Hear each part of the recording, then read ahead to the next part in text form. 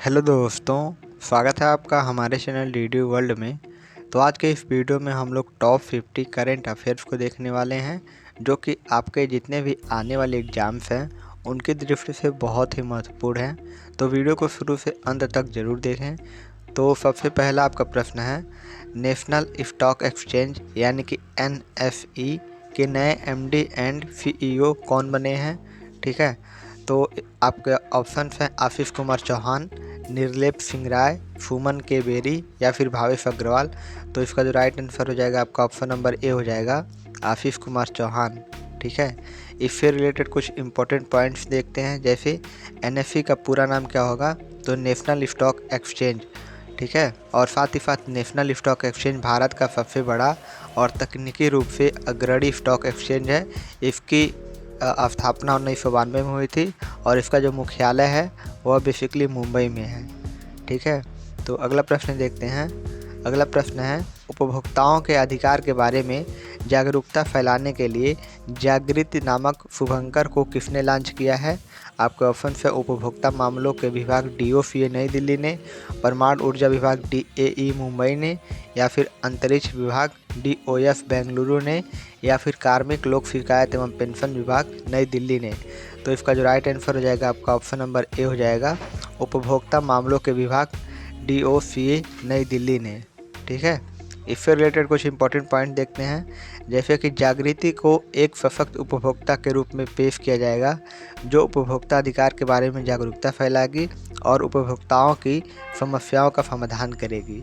ठीक है, और एक और इम्पॉर्टेंट पॉइंट है, पीयूष गोयल उपभोक्ता मामले के विभाग के प्रमुख मंत्री हैं।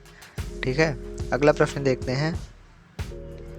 अगला प्रश्न है, भारतीय क्रिकेट कंट्रोल बोर्ड यानी कि BCCI के नए एथिक्स ऑफिसर और लोकपाल कौन बने हैं? तो इसका राइट आंसर हो जाएगा आपका option number B, Vineet Saran ji बने हैं।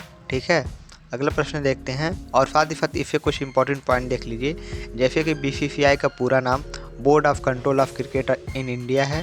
साथ ही साथ भारत में क्रिकेट मैच BCCI रेगुलेट कराता है और स्थापना इसकी BCCI का 1928 में हुआ था। इसका जो मुख्यालय है बेसिकली मुंबई में है और साथ ही साथ जो इसके अध्यक्ष हैं वर्तमान में वह सौरव गांगुली हैं और CEO जो हैं वह हेमांग अमीना है और साथ ही साथ जो इसके सचिव हैं वर्तमान में वह जय शाह जी हैं। ठीक है, बढ़ते हैं अगले प्रश्न पर।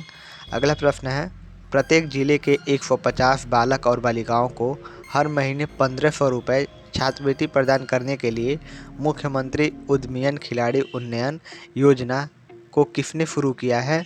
तो इसका राइट आंसर हो जाएगा आपका option number D, Pushkar Singh Dhami ने, जो कि उत्तराखंड के मुख्यमंत्री हैं, उन्होंने शुरू किया है। ठीक है, अगला प्रश्न है, श्रीलंका के नए राष्ट्रपति कौन बने हैं? ठीक है, तो श्रीलंका के नए राष्ट्रपति जो हैं वह रानिल विक्रमसिंघे जी बने हैं। इससे रिलेटेड कुछ इंपॉर्टेंट पॉइंट देखते हैं। जैसे कि श्रीलंका किस महाद्वीप में है? तो श्रीलंका जो है वह बेसिकली एशिया महाद्वीप में स्थित है और श्रीलंका की जो राजधानी है वह कोलंबो है। श्री जयवर्धने या फिर पूरे कोटे भी इसे कहा जाता है। श्रीलंका की करेंसी जो है वह बेसिकली रुपया है।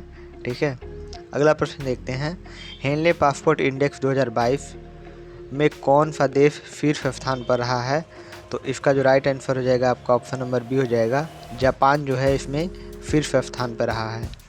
ठीक है, और इससे रिलेटेड कुछ इंपॉर्टेंट पॉइंट देखते हैं।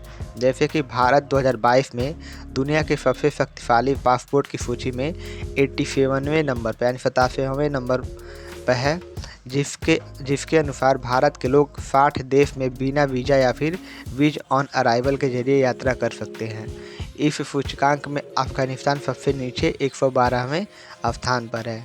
ठीक है, साथ ही साथ इसके शीर्ष के 3 देश देख लेते हैं। तो सबसे पहले नंबर 1 पे है आपका जापान, नंबर 2 पे है आपका सिंगापुर और नंबर 3 पे है आपका दक्षिण कोरिया।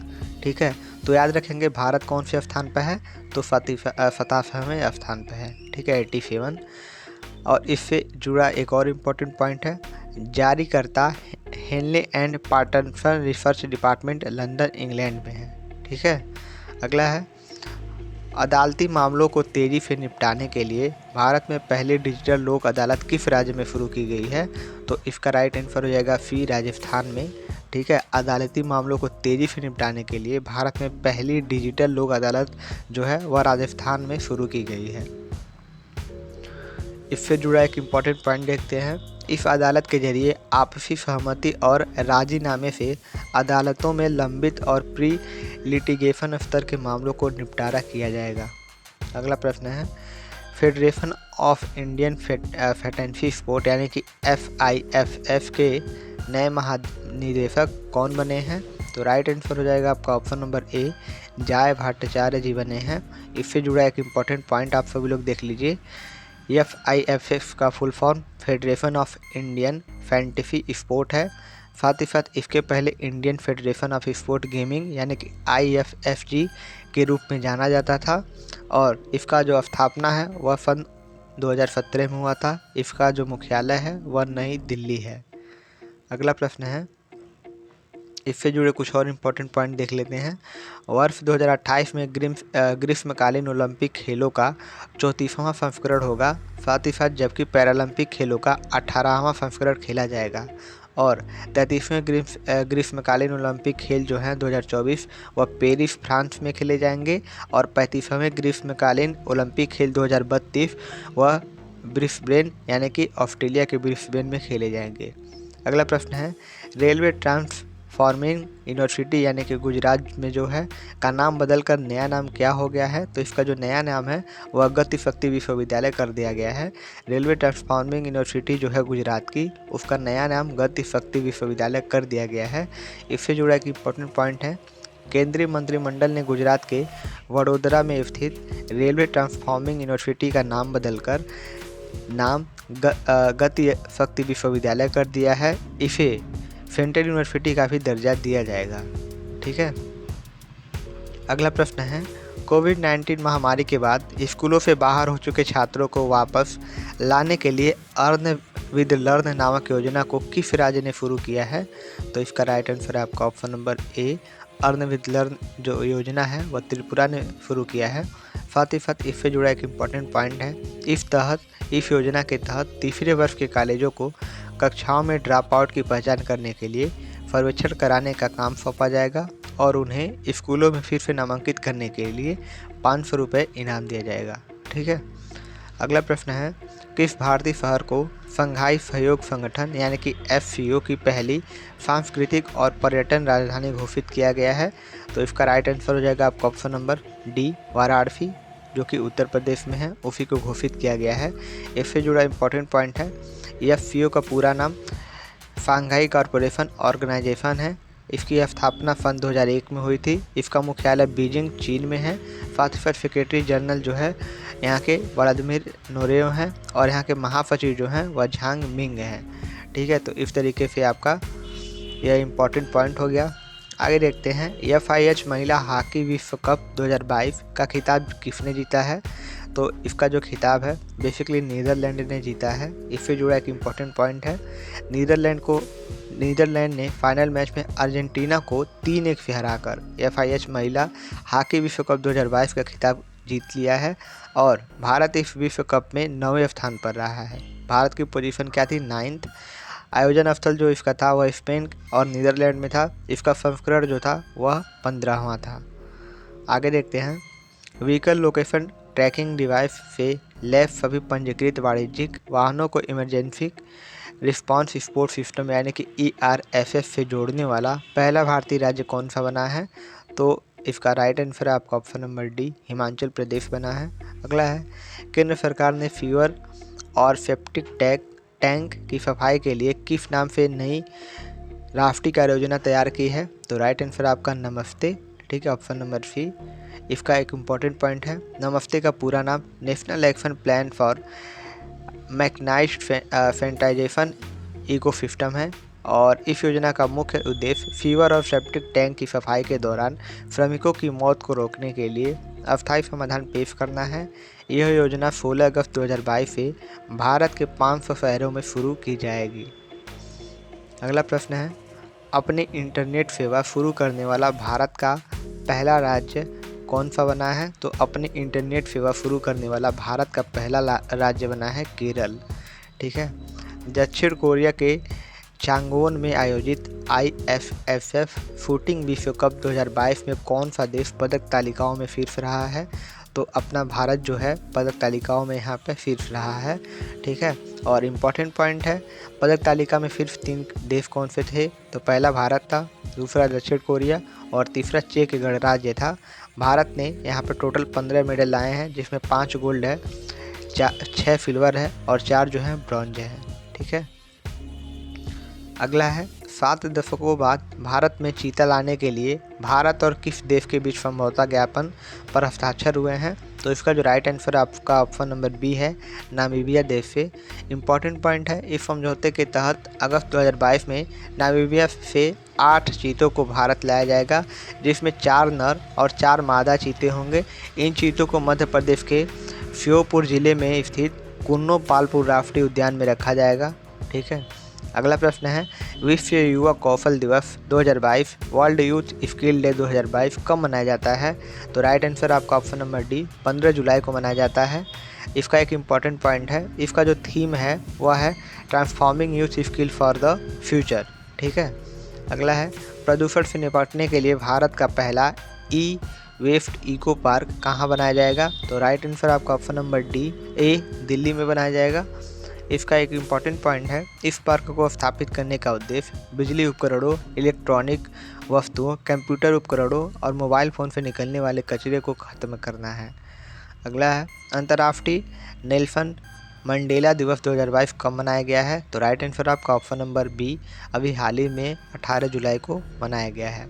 इसका एक इम्पॉर्टेंट पॉइंट है, इसकी जो थीम थी वह थी do what you can with what you have what you are where you are. ठीक है, अगला है, जापान के सर्वोच्च सम्मान supreme order of the chrysanthemum 2022 से किसे सम्मानित किया जाएगा? तो राइट आंसर आपका option number B, Shinzo Abe को मरणोपरांत इनको जो है सम्मानित किया जाएगा।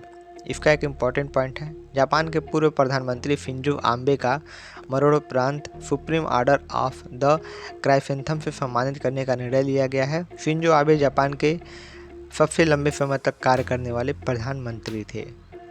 अगला है, खादी और ग्रामोद्योग आयोग KVIC के नए अध्यक्ष कौन बने हैं? तो राइट आंसर आपका option number C, Manoj Kumar ji बने हैं। इसका एक इम्पॉर्टेंट पॉइंट है, KVIC का पूरा नाम khadi and village industry commission है, खादी और ग्रामोद्योग आयोग है। ठीक है, इसकी स्थापना जो है 1956 में हुई थी। इसका जो मुख्यालय है बेसिकली मुंबई में है। ठीक है, अगला प्रश्न है, कृषि व्यापार को बढ़ावा देने के लिए प्लेटफॉर्म टू प्लेटफॉर्म यानी कि POP नामक पहल को किसने शुरू किया है? तो राइट आंसर आपका ऑप्शन नंबर ए, नरेंद्र सिंह तोमर ने शुरू किया है। ठीक है, केंद्रीय कृषि एवं किसान कल्याण मंत्री जो हैं। और इससे जुड़ा एक इम्पॉर्टेंट पॉइंट है, इस पहल के शुरू होने से किसानों को उपज राज्य की सीमाओं से बाहर बेचने की सुविधा होगी। कई बाज़ारों, कई खरीदारों, सर्विस प्रोवाइडर्स तक किसानों को डिजिटल रूप से पहुँच बढ़ेगी और उनकी जो उपज है उसकी सही कीमत मिलेगी। अगला है, भारत के पहले स्वदेशी निर्मित लिथियम ऑयल सेल NMC 2170 को किस इलेक्ट्रॉनिक कंपनी ने लॉन्च किया है? तो राइट आंसर आपका option number B, OLA electric Mumbai. ठीक है, अगला है, इलेक्ट्रिक वाहनों को ईंधन प्रदान करने के लिए रेपोज पे नामक मोबाइल इलेक्ट्रॉनिक चार्जिंग प्लेटफॉर्म को किसने लॉन्च किया है? तो राइट आंसर आपका ऑप्शन नंबर ए, नारायण राणे ने, जो कि केंद्रीय सूक्ष्म लघु एवं मध्यम उद्यम मंत्री हैं। ठीक है, इसका एक इम्पॉर्टेंट पॉइंट है, रोपोज पे एक ऐसा प्लेटफॉर्म है जहां पर कोई भी app mobile electric charging vehicle order कर सकता है और अपने वाहनों को चार्ज कर सकता है।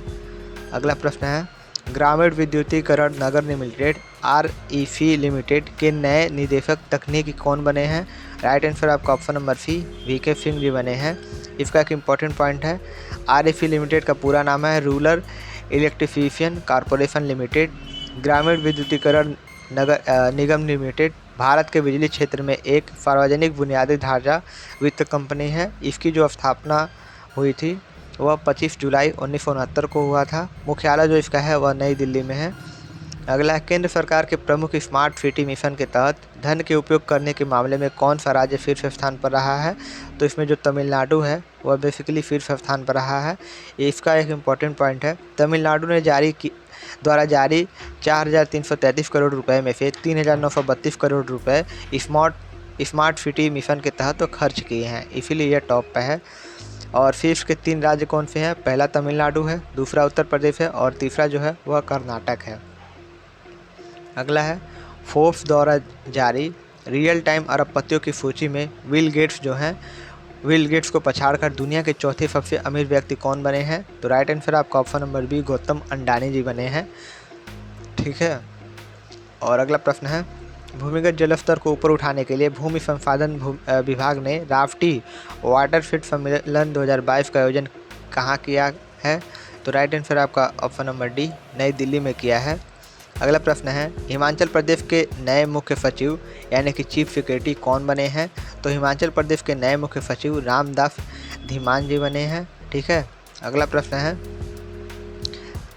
तेज गति और बेहतर शक्ति दक्षता के साथ DRAM नामक दुनिया की सबसे तेज ग्राफिक्स चिप को किस बहुराष्ट्रीय प्रौद्योगिकी कंपनी ने विकसित किया है? तो राइट आंसर आपका ऑप्शन नंबर डी, सैमसंग, जो कि दक्षिण कोरिया की कंपनी है। DRAM का पूरा नाम डायनेमिक रैंडम एक्सेस मेमोरी है। ठीक है। अगला है, शतरंज टूर्नामेंट पैराफिन ओपन ए 2022 यानी कि पैराफिन ओपन ए 2022 का खिताब किसने जीता है? राइट आंसर आपका option number C, R Praggnanandhaa ने जीता है, जो कि भारत से हैं। और इम्पॉर्टेंट पॉइंट है, इसका योजना स्थल है वह साइबेरिया है और संस्करण जो है वह बेसिकली 15वां है। महाराष्ट्र सरकार ने मदर टेरेसा स्मृति पुरस्कार 2021 से किसे सम्मानित किया है? तो राइट आंसर आपका ऑप्शन नंबर सी, उपयुक्त दोनों यानी कि दिया मिर्जा यूनिप की सद्भावना राजदूत जो हैं उनको भी, और अफरोज शाह जो कि पर्यावरण कार्यकर्ता हैं उनको भी। इम्पॉर्टेंट पॉइंट है, मदर टेरेसा स्मृति पुरस्कार शांति, समानता और सामाजिक न्याय को बढ़ावा देने वाले व्यक्तियों और संगठनों को प्रतिवर्ष प्रदान किए जाने वाला अंतर्राष्ट्रीय और राष्ट्रीय पुरस्कार है। अगला है, किस भारतीय संस्थान में FSI मंत्रा नामक भारत में निर्मित पहली रोबोटिक सर्जरी प्रणाली स्थापित की गई है? तो राइट आंसर आपका option number A, Rajiv Gandhi cancer संस्थान और अनुसंधान केंद्र RGCI नई दिल्ली। अगला है, दक्षिण कोरिया के चांगवेन में आयोजित IFFF शूटिंग विश्व कप 2022 में पुरुषों की स्कीट स्पर्धा में स्वर्ण पदक जीतने वाली पहली भारतीय निशानेबाज कौन बने हैं?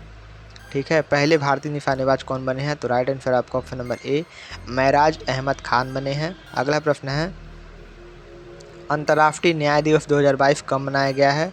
तो इसका जो राइट आंसर है आपका ऑप्शन नंबर ए है, 17 जुलाई को मनाया गया है। इसका एक इम्पॉर्टेंट पॉइंट है, इसकी जो थीम थी वह थी achieving school justice through formal employment. ठीक है। अगला प्रश्न देखते हैं। अगला प्रश्न है, बैडमिंटन टूर्नामेंट सिंगापुर ओपन 2022 ठीक है में महिला एकल का खिताब किसने जीता है?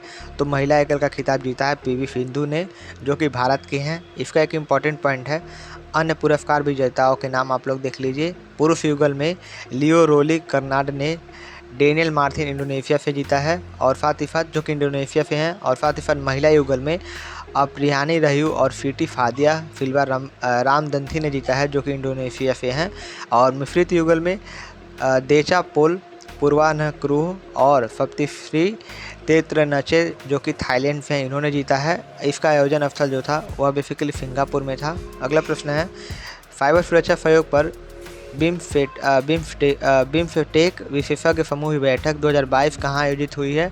तो राइट आंसर आपका ऑप्शन नंबर सी, नई दिल्ली, जो कि भारत में है, यहाँ पर स्थित हुआ है। ठीक है, आप सभी लोग यहाँ पर देख सकते हैं बिम्स्टेक। अगला है, इंपॉर्टेंट पॉइंट इससे देखते हैं। बिम्स्टेक विशेषज्ञ समूह की यह बैठक बिम्स्टेक क्षेत्र में साइबर सुरक्षा चिंताओं को दूर करने के लिए एक कार्य योजना तैयार करने के उद्देश्य से आयोजित की गई है। बैठक की अध्यक्षता जो किया था वह लेफ्टिनेंट जनरल राजेश मंथनी जी ने किया था, जो कि भारतीय साइबर सुरक्षा के राष्ट्रीय समन्वयक हैं। अगला प्रश्न है, विश्व एथलेटिक्स चैंपियन 2022 खेल का आयोजन कहाँ शुरू किया हुआ है? तो राइट आंसर आपका ऑप्शन नंबर ए, यूजिन, जो कि अमेरिका में है, यहाँ पर शुरू हुआ है। यह कौन सा संस्करण है? तो 18वां संस्करण है। और 19वां संस्करण जो 2023 में बुडापेस्ट हंगरी में होगा और 20वां संस्करण 2025 में टोक्यो जापान में होगा। अगला है, शिक्षा मंत्रालय द्वारा जारी राष्ट्रीय संस्थागत रैंकिंग फ्रेमवर्क 2022 यानी कि NIRF 2022 में कौन सा विश्वविद्यालय लगातार चौथी बार शीर्ष स्थान पर रहा है? तो राइट आंसर आपका ऑप्शन नंबर बी, भारतीय प्रौद्योगिकी संस्थान IIT मद्रास। ठीक है, इसका एक इम्पॉर्टेंट पॉइंट है, इस रैंकिंग में 5 मापदंडों का मूल्यांकन किया जाता है: शिक्षा और संसाधन, अनुसंधान और व्यावसायिक अभ्यास, स्नातक परिणाम, आउटरीच और समावेशिता और समकक्ष अनुभूति। ठीक है, NIRF ओवल रैंकिंग में शीर्ष 3 संस्थान कौन से हैं? पहला है भारतीय प्रौद्योगिकी संस्थान IIT मद्रास का, दूसरा है भारतीय विज्ञान संस्थान IISc बेंगलोर का और तीसरा है भारतीय प्रौद्योगिकी संस्थान IIT मुंबई का। अगला है अन्य श्रेणियों में रैंकिंग क्या है? यूनिवर्सिटी श्रेणी में शीर्ष स्थान जो है और भारतीय विज्ञान संस्थान IISc बेंगलोर का है, और कॉलेज श्रेणी में शीर्ष स्थान जो है वह मिरांडा कॉलेज का है जो कि नई दिल्ली में स्थित है। और इंजीनियरिंग श्रेणी में शीर्ष स्थान किसका रहा है? तो भारतीय प्रौद्योगिकी संस्थान IIT मद्रास का रहा है। प्रबंधन श्रेणी में शीर्ष स्थान रहा है भारतीय प्रबंधन संस्थान IIM अहमदाबाद का, और चिकित्सा श्रेणी में शीर्ष स्थान रहा है अखिल भारतीय आयुर्विज्ञान संस्थान एम्स जो कि नई दिल्ली में है। और जारीकर्ता कौन है? शिक्षा मंत्रालय है। संस्करण जो है वह 7वां है। अगला है 41वें विला दी वोनाफ अंतर्राष्ट्रीय शतरंज ओपन टूर्नामेंट 2022 का खिताब किसने जीता है? तो right answer option number B, Arvind Chidambaram ने जीता है जो कि भारत के हैं। इंपॉर्टेंट पॉइंट है, इसका आयोजना स्थल स्पेन में हुआ था। अगला प्रश्न है अंतर्राष्ट्रीय चंद्रमा दिवस 2022 कब मनाया गया है? तो राइट आंसर आपका ऑप्शन नंबर बी, 20 जुलाई को मनाया गया है। इसका एक इम्पॉर्टेंट पॉइंट है, इसका थीम था lunar exploration, coordination and sustainability. ठीक है, अगला प्रश्न है केंद्रीय अप्रत्यक्ष कर और सीमा शुल्क बोर्ड ने खाद्य वस्तुओं के बिना ब्रांड वाले पहले से पैक किए गए खाद्य पदार्थों पर कितने प्रतिशत GST लगाने की घोषणा की है? तो 5% GST लगाने की घोषणा की है। ठीक है, और अगला प्रश्न देखते हैं केरल के सर्वोच्च फिल्म पुरस्कार JC डेनियल अवार्ड 2022 से किसे सम्मानित किया गया है? तो राइट आंसर आपका ऑप्शन नंबर ए, कूपी कुमारन जो कि मलयालम फिल्म निर्माता हैं, उन्हीं को सम्मानित किया गया है। अगला है बैडमिंटन टूर्नामेंट सिंगापुर ओपन 2022 के सुपर 500 में पुरुष एकल का खिताब किसने जीता है? तो राइट आंसर आपका option number D, Anthony Sinisuka Ginting ने जो कि इंडोनेशिया के हैं, उन्होंने जीता है। अगला है 8000 लंबी अंतर्राज्यीय सीमा विवाद को सुलझाने के लिए नामसाई घोषणा पर किन 2 राज्यों ने हस्ताक्षर किए हैं? तो असम और अरुणाचल प्रदेश ने इस पर हस्ताक्षर किए हैं। अगला है